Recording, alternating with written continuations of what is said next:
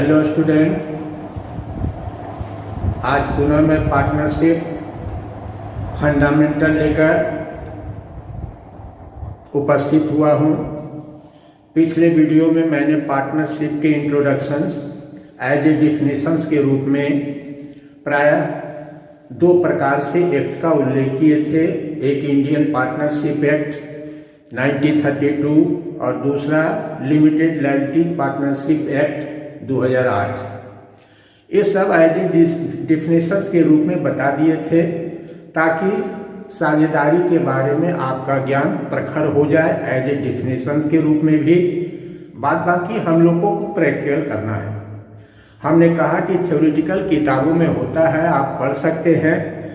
बच्चों को जो कठिनाइयाँ होती है वह प्रैक्टिकल की कठिनाइयाँ होती है और प्रैक्टिकल को ही समझने का प्रयास प्राय यहाँ किया जाता है। आज हमने शीर्षक दिया है पार्टनरशिप फंडामेंटल। फंडामेंटल का मतलब एक पार्टनरशिप को पूरी तरह से समझने के लिए आपको कई दौर से गुजरना होगा। कई दौर से गुजरने का मतलब है कि इसके अंतर्गत अनेकानेक शीर्षक है। हर एक शीर्षक का आपको गूढ़ ज्ञान होना चाहिए, तभी हम किसी एक कंप्लीट सवाल को पूरा कर सकते हैं। अन्यथा कहीं पर भी सवाल को हल करने में अटक सकते हैं। इसलिए मैं एक एक करके वो सारे फंडामेंटल सामने रखेंगे ताकि प्रश्न के सॉल्यूशन के समय इसको समझने में कोई कठिनाई नहीं हो।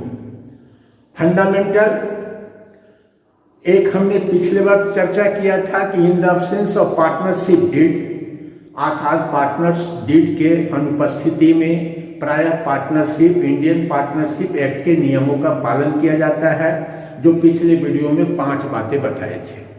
अब उसको पुनः दोहराने की जरूरत नहीं है।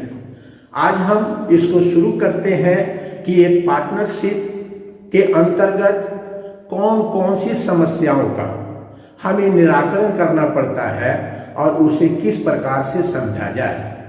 तो आज फर्स्ट ऑफ ऑल हम पहला पॉइंट लेते हैं कैपिटल। एक पार्टनरशिप फर्म के अंतर्गत प्राय पूंजी बहुत ही महत्वपूर्ण चीज होती है, क्योंकि एक से अधिक साझेदार होते हैं। सभी की पूंजी अलग अलग होती है, सभी के लाभ को बांटने का अनुपात अलग अलग होता है। कहने का मतलब एक फर्म के अंतर्गत साझेदारों की द्वारा लगाई गई पूंजी किस रूप में मानी जाएगी, ये बड़ा महत्वपूर्ण सवाल है। एक फर्म के अंतर्गत प्राय साझेदारों की पूंजी 2 अवस्थाओं को रखता है। मीन्स 2 अवस्था में होती है। एक होता है फिक्स्ड कैपिटल की अवस्था और दूसरा होता है फ्लक्चुएटिंग कैपिटल की अवस्था। मीन्स अस्थायी पूंजी के संदर्भ में और परिवर्तनशील पूंजी के संदर्भ में हम इसका अलग अलग ट्रीटमेंट करते हैं। आपके प्रश्न में प्राय इस बात का उल्लेख किया हुआ रहता है कि आप प्रश्न का सॉल्व प्राय अस्थायी पूंजी मानकर करें या फ्लक्चुएटिंग कैपिटल मानकर करें। That means there are 2 types of capital, one is fluctuating and other is fixed capital. In case of fixed capital हमको क्या करना पड़ता है, दैट मीन्स हम कितने अकाउंट बनाते हैं, अकाउंट बनाने में किन बातों को ध्यान में रखा जाता है, कौन से आइटम को डेबिट और क्रेडिट किए जाते हैं, इत्यादि बातों पर चर्चा करेंगे। That means it is very simple capital account बनाना। और कैपिटल अकाउंट 2 अवस्थाओं में बनाएंगे। तो यहाँ पर first of all fixed capital and fluctuating capital दोनों शीर्षक एक साथ लिख रहे हैं। एक एक करके दोनों को समझाएंगे। फिक्स्ड कैपिटल का मतलब अस्थायी पूंजी, और जब अस्थायी पूंजी फर्म में होता है तो कभी पूंजी पर ब्याज निकालने की अगर जरूरत पड़ती है तो प्राय वो ब्याज कांस्टेंट होता है। कांस्टेंट का मतलब अस्थायी होता है।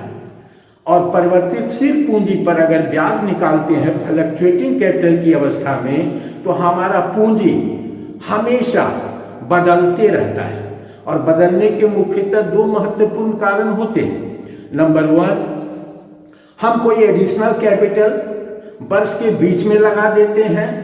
हम कोई अपनी पूंजी में से निजी प्रयोग के लिए आहरण कर लेते हैं। दैट मीन्स कभी पूंजी बढ़ने की अवस्था आ जाती है तो कभी पूंजी घटने की अवस्था होती है। इस प्रकार हमारी पूंजी वर्ष भर में परिवर्तित होते रहती है। तो इसको हम कहते हैं फ्लक्चुएटिंग, अर्थात इस फ्लक्चुएटिंग कैपिटल का प्रयोग करेंगे नहीं करेंगे इत्यादि बातों पर चर्चा करेंगे। तो हमारा शीर्षक होगा fixed capital and fluctuating capital.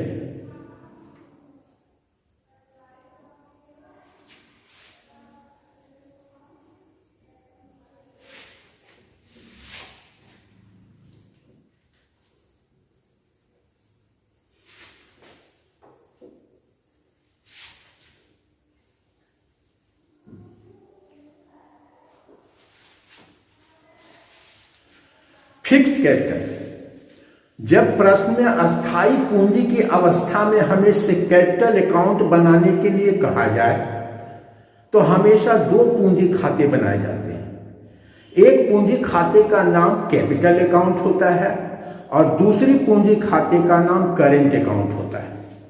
Current account is also a part of capital, अर्थात यह भी कैपिटल का एक हिस्सा होता है, लेकिन इसे अलग से बनाने की आवश्यकता पड़ती है।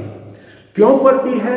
इसीलिए कि प्रश्न में कहा गया है कि कैपिटल आर फिक्स्ड, आपको पूंजी अस्थाई के रूप में रखना है। इसका मतलब हमारी पूंजी में किसी भी प्रकार के बदलाव की गुंजाइश नहीं होती है। तो वैसी परिस्थिति में हम सारे कार्य मीन्स पूंजी से संबंधित जितने भी अन्य काम होते हैं वह सब करेंट अकाउंट के माध्यम से करते हैं। हम अपने प्रैक्टिकल लाइफ में भी ऐसा करते हैं कि हमारे पास जो भी धन होता है बैंक के अंतर्गत कुछ फिक्स कर देते हैं तो कुछ करेंट के रूप में रखते हैं।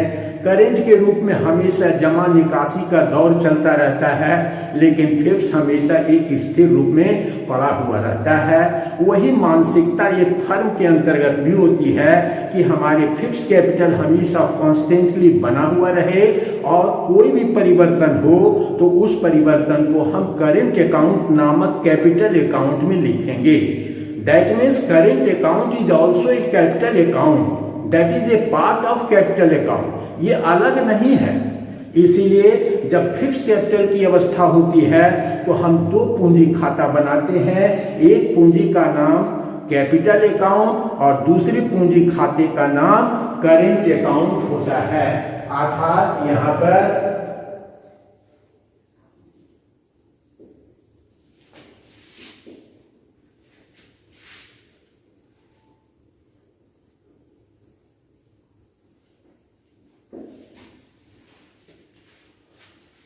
तो प्रश्न में अगर कैपिटल फिक्स्ड की अवस्था हो तो हमेशा दो पूंजी खाते बनाए जाते हैं। एक फिक्स्ड कैपिटल के अंतर्गत कैपिटल अकाउंट और दूसरा करेंट अकाउंट। और बार बार मैं कह रहा हूं current account is also a part of capital account, that means यह भी पूंजी खाते का ही एक हिस्सा है, केवल अलग तरीके से बनाया जाता है। और जब हमारे पास फ्लक्चुएटिंग कैपिटल की अवस्था प्रश्न में हो तो केवल एक कैपिटल अकाउंट बनाया जाता है। दैट मीन्स उसी के अंतर्गत सारे कैपिटल में जितने भी बदलाव और परिवर्तन होते हैं सब उसी कैपिटल अकाउंट के डेबिट और क्रेडिट में किए जाते हैं। यद्यपि फिक्स कैपिटल में ध्यान रखने की बात होती है कि कौन सा फिगर करेंट अकाउंट में लिखेंगे और कौन सा फिगर कैपिटल अकाउंट में लिखेंगे। तो यहाँ पर फ्लक्चुएटिंग कैपिटल की अवस्था में सिर्फ एक चीज बनाया जाता है, दैट इज कैपिटल अकाउंट। जब हम केवल कैपिटल अकाउंट बनाते हैं इसका मतलब जितने भी कैपिटल से रिलेटेड समायोजन हैं वो सारे कैपिटल अकाउंट में हो जाते हैं। और जब हम करेंट अकाउंट की अवस्था में पूंजी खाता बनाते हैं तो पूंजी खाते में मुख्यतः तीन ही बातें और दो ही बातें होती हैं। एक होता है कैपिटल स्वयं का बैलेंस। अगर हम आज व्यापार शुरू कर रहे हैं तो स्वाभाविक रूप से कैपिटल अकाउंट का पोस्टिंग जाएगा बैंक अकाउंट दिया टू कैपिटल अकाउंट, अर्थात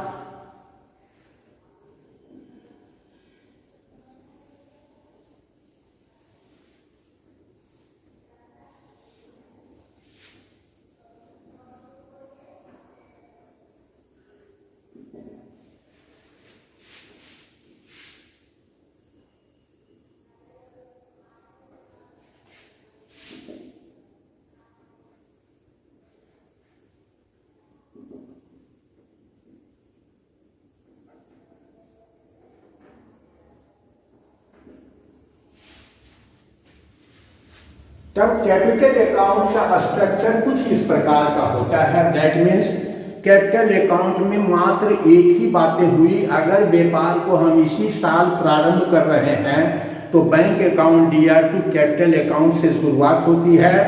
रोजनामचे में कैपिटल अकाउंट क्रेडिट होने के कारण यहाँ पोस्टिंग के रूप में बाय बैंक किया गया और इतना के बाद इसी का बैलेंस सीडीबीडी कर देते हैं। ये सीडीबीडी हमेशा कॉन्स्टेंटली आने वाले हर वर्षों में बना हुआ रहता है। दैट मीन्स अभी इसमें कोई परिवर्तन नहीं हुआ।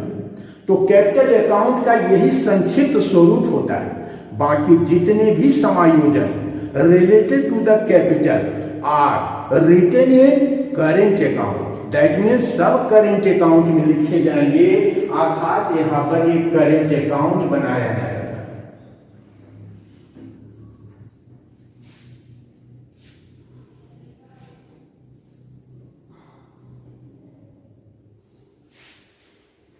और इस करेंट अकाउंट में केवल कैपिटल के बैलेंस को छोड़कर बाकी सारे चीज लिखे जाएंगे।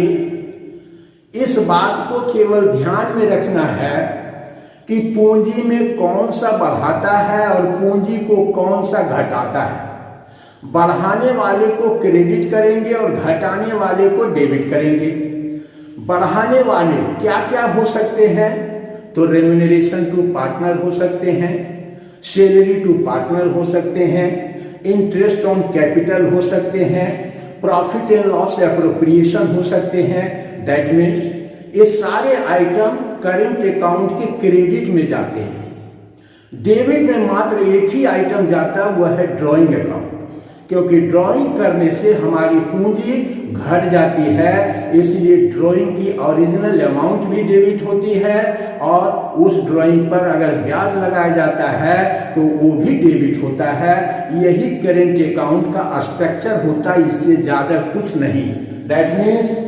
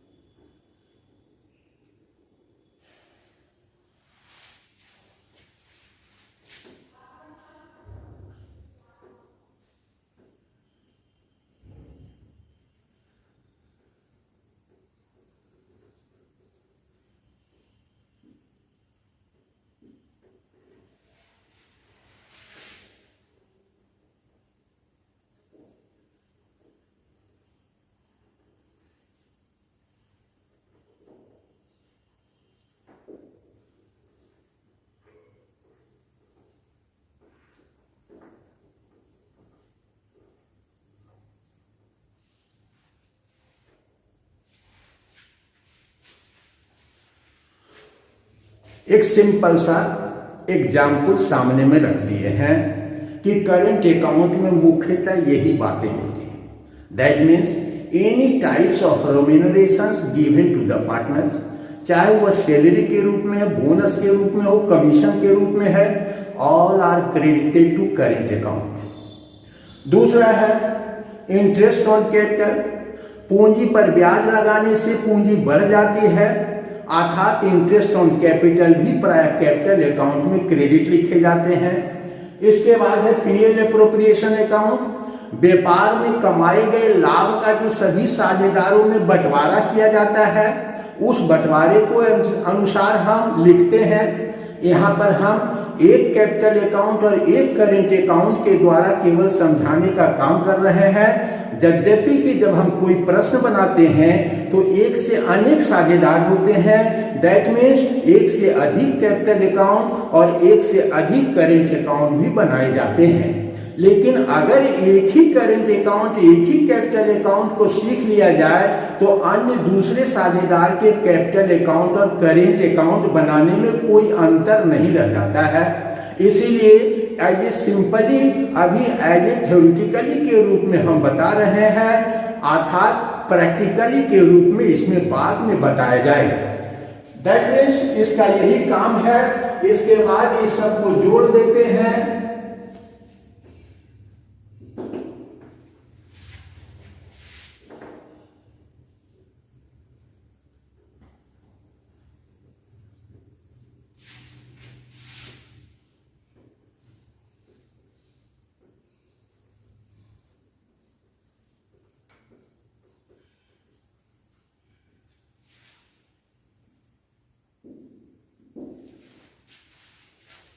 इस प्रकार बैलेंस ऑफ करंट अकाउंट जो होते हैं उसको सीडी और बीडी के द्वारा हस्तांतरित कर लेते हैं। हमेशा इसका सीडी बैलेंस इधर हो सकता है तो इसका बीडी बैलेंस इधर हो सकता है। करंट अकाउंट एक ऐसा पूंजी खाता है जिसके बैलेंस कभी डेबिट के रूप में तो कभी क्रेडिट के रूप में भी प्राप्त होते हैं, लेकिन कैपिटल अकाउंट का balance always have a credit.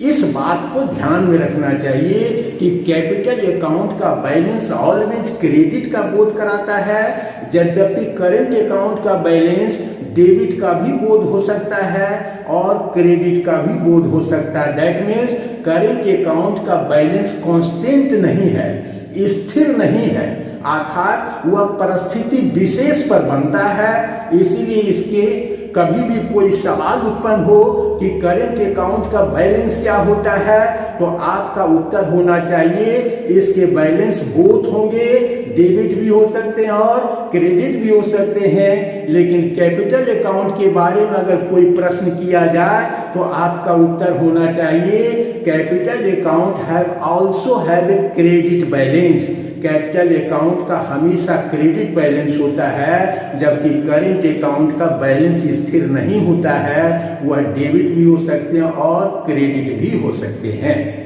तो अभी सिंपली तरीके से मैंने जस्ट लाइक ए सैंपल, इसको हम एक नमूना कह सकते हैं, नमूना के द्वारा इसके फंडामेंटल को समझाने का प्रयास है। अर्थात यह फंडामेंटल को अगर हम समझते हैं तो प्रैक्टिकल करने में बहुत सारी कठिनाई नहीं आएगी। अर्थात कैलकुलेशंस की कठिनाई हो सकती है कि 5% इंटरेस्ट ऑन कैपिटल कैसे होगा, कैसे निकाला जाएगा, सिंपल मेथड से निकाला जाएगा, प्रोडक्ट मेथड से निकाला जाएगा। ये जब इंटरेस्ट ऑन कैपिटल टॉपिक हम लाएंगे व्हाइट बोर्ड पर, तब हम इंटरेस्ट ऑन कैपिटल की चर्चा करेंगे कि पूंजी पर ब्याज की गणना कुल कितने तरीके से की जाती है। अभी सिर्फ फंडामेंटल के रूप में हम इसको समझा रहे हैं कि कैपिटल अकाउंट और करेंट अकाउंट का स्ट्रक्चर कैसा होता है, उसकी आकृति कैसी होती है, उसको बनाते किस प्रकार से हैं।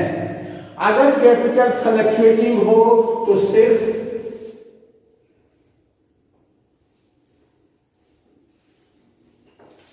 एक कैपिटल अकाउंट बनाया जाता है।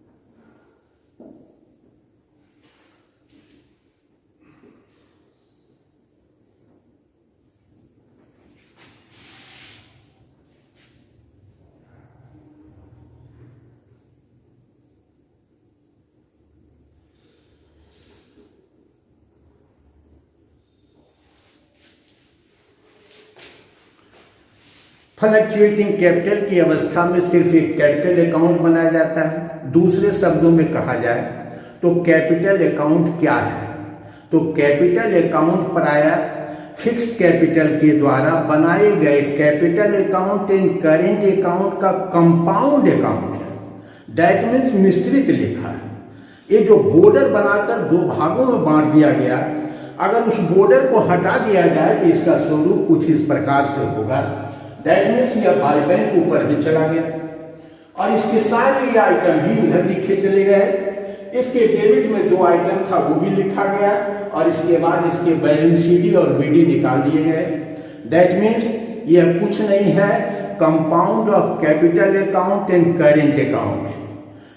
अर्थात फिक्स कैपिटल की अवस्था में जो कैपिटल अकाउंट और करेंट अकाउंट अलग अलग बनाते हैं, फ्लक्चुएटिंग कैपिटल की अवस्था में दोनों अकाउंट को कंपाउंड कर देते हैं तो एक इस प्रकार का स्वरूप बनकर हमारे सामने आ जाता है। यही दोनों में अंतर है कि फ्लक्चुएटिंग कैपिटल में केवल कैपिटल अकाउंट बनाया जाता है और कैपिटल से संबंधित जितनी भी समायोजनाएं हैं वो सारी बातों का पुटअप वहीं पर किया जाता है। जबकि कैपिटल अकाउंट फिक्स्ड अगर रहे तो हम कैपिटल अकाउंट बनाते हैं और कैपिटल अकाउंट में सिर्फ कैपिटल के अतिरिक्त, अभी इतना ही कहेंगे कि कैपिटल के अतिरिक्त कोई दूसरी बात नहीं लिखी जाती है।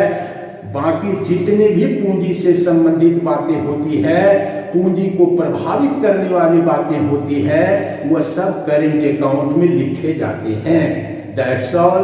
यही है fixed capital and fluctuating capital के सिचुएशन में हिसाब को किस प्रकार से बनाते हैं।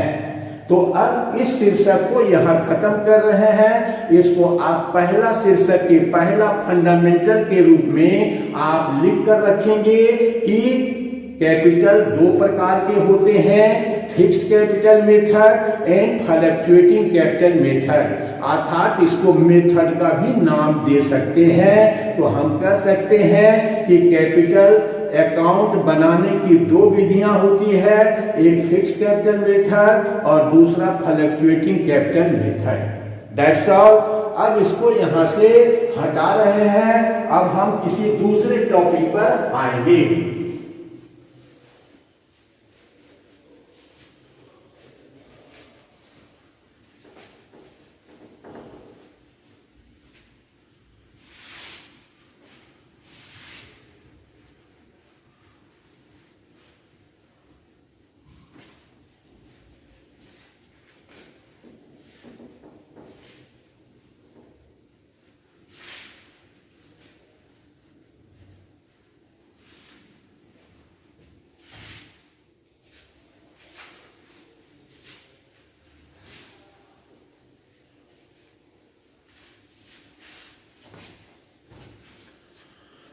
दूसरा टॉपिक बताने जा रहे हैं distributions of profit among the partner.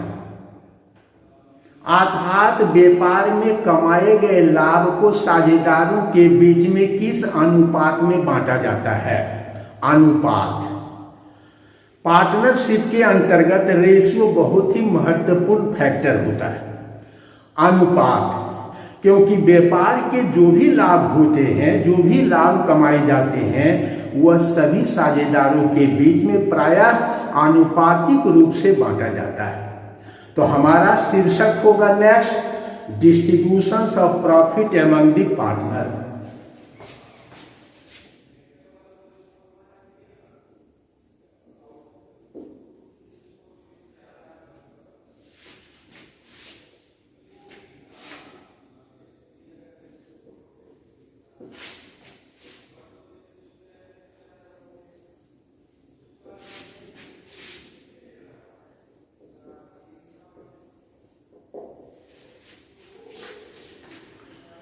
Distributions of profit amongst the partner मुख्यतः तीन तरीके से लाभ अनुपात को तय किया जाता है। Number 1, provision of Indian partnership act के अनुसार सभी साझेदारों में लाभ बराबर बांटे जाते हैं। और ये बराबर बांटने की बात कब आती है? जब हम पहले वीडियो में आपको बताए थे in the absence of partnership deed. अगर हमारे पास पार्टनरशिप डीड नहीं है तो इंडियन पार्टनरशिप एक्ट 1932 के नियमों का पालन करते हैं। और ये नियम कहता है कि व्यापार और फर्म के लाभ को सभी साझेदारों में बराबर बराबर बांटा जाता है। तो number 1, under the provision of Indian Partnership Act.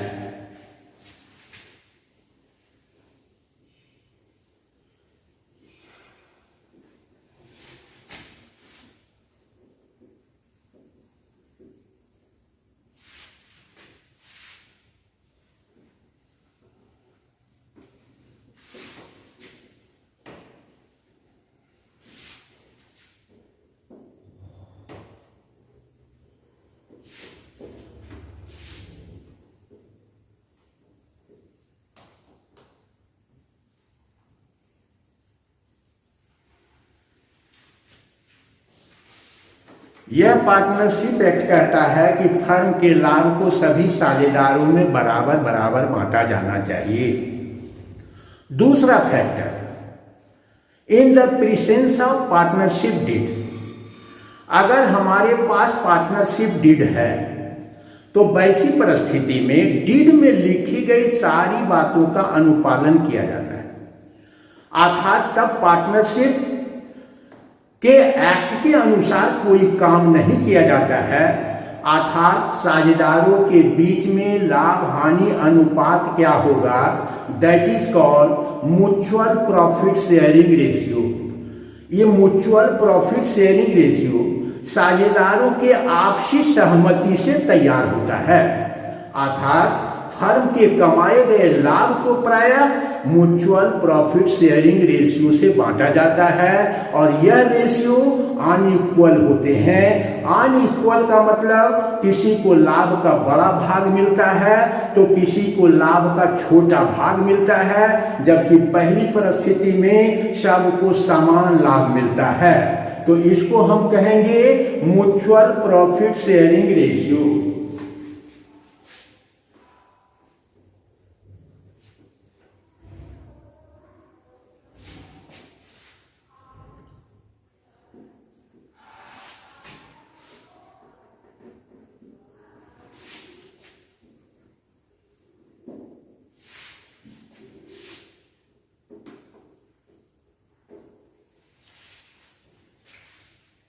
Mutual profit sharing ratio के अंतर्गत हमने एग्जाम्पल स्वरूप ब्रैकेट में 3:2:1 का अनुपात लिख दिया। दैट मीन्स ये अनुपात कुछ भी हो सकता है। जब हम पार्टनरशिप डीड के अंतर्गत उल्लेख कर दिए हैं तो डीड में उल्लेखित सारी बातों का पालन किया जाता है। अर्थात साझेदारों को पूंजी पर ब्याज दिया जाता है, आहरण पर ब्याज लिया जाता है, साझेदारों को वेतन दिया जाता है, रेम्यूनरेशन दिया जाता है। अब कोई साझेदार फर्म को लोन दे तो उसको तो 6% इंटरेस्ट आपको पहली अवस्था में भी और दूसरी अवस्था में भी प्राप्त होते हैं। अगर इंटरेस्ट ऑन लोन ज़्यादा की बात हो तो वह ज़्यादा भी प्राप्त होंगे, क्योंकि यहाँ पर पार्टनरशिप एक्ट लागू नहीं होता है। अर्थात कह दिया जाए कि किसी साझेदार को पूंजी पर ब्याज 10%, लोन पर ब्याज 8%, ये सारे नियमों का पालन किया जाता है in the presence of deed की अवस्था में। तो म्यूचुअल प्रॉफिट शेयरिंग रेशियो का मतलब सभी साझेदारों में एक आपसी समझौते होते हैं और उसी समझौते के अनुरूप निर्धारित हुआ है कि 3:1 के अनुपात में लाभ को बांटा जाएगा। तीसरी स्थिति बनती है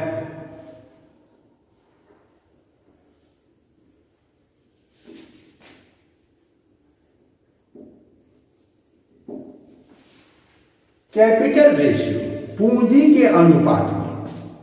सही माने में अगर पूंजा जाए तो लाभ को बांटने का सबसे सटीक तरीका पूंजी अनुपात ही होना चाहिए, क्योंकि जिसकी जितनी पूंजी लाभ का उतना बड़ा भाग उसको मिलेगा, जिसकी पूंजी छोटी उसे लाभ कम मिलेगा, जिसकी पूंजी अधिक उसको लाभ बड़ा मिलेगा।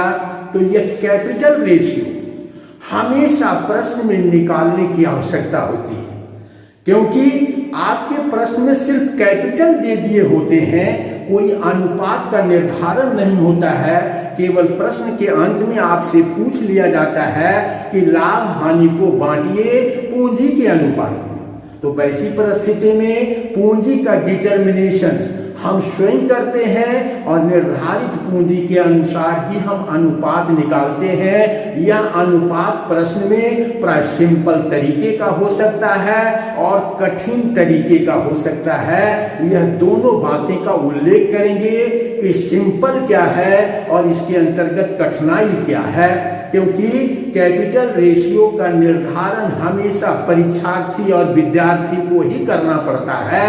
ये प्रश्न में नहीं दिया हुआ रहता है, प्रश्न में सिर्फ पूंजी का उल्लेख होता है।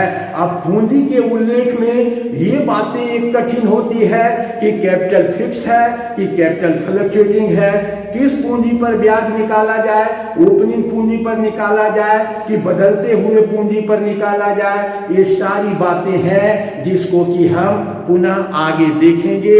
अभी हमने सिर्फ आपको इतना ही बताया कि किसी भी प्रश्न को हल करने में फर्म के द्वारा कमाए गए लाभ को मुख्यतः यह 3 प्रकार से बांटने के आपके प्रश्न में उल्लेख हो सकते हैं। Number 1 equal, number 2 mutual profit sharing ratio और नंबर 3 कैपिटल रेशियो। तो आज के लिए इतना ही। फिर अगले वीडियो में हम आपको कैपिटल रेशियो किस प्रकार से निकाले जाते हैं वो सारी बातें हम आपको बताएंगे और हिसाब के शक्ल में बताएंगे, ताकि अब आपको समझने में कोई दिक्कत नहीं हो। आज मैंने सिर्फ फंडामेंटल की बात किया था, इसके आधारभूत बातों को हमने समझा दिया। अगले वीडियो में जब आएंगे तो आपको इससे रिलेटेड उस सवाल को हल कराएंगे और सवाल बहुत ही सिंपल ही होगा। बने रहिए हमारे चैनल पर, चैनल को सब्सक्राइब कर लें ताकि पूरा पार्टनरशिप के सॉल्यूशंस को आप अच्छी तरह से समझ सकें। हमारा हमेशा यह प्रयास रहता है कि बच्चों को मैं बिल्कुल उसी प्रकार से पढ़ाऊं जिस प्रकार से हम अपने कोचिंग में अथवा ट्यूशन में पढ़ाते हैं। कोई अंतर दोनों में नहीं करते हैं, इसलिए आप घर बैठे इसका अध्ययन आराम से आप कर सकते हैं। तो आज के लिए इतना ही, मिलते हैं फिर नेक्स्ट वीडियो में।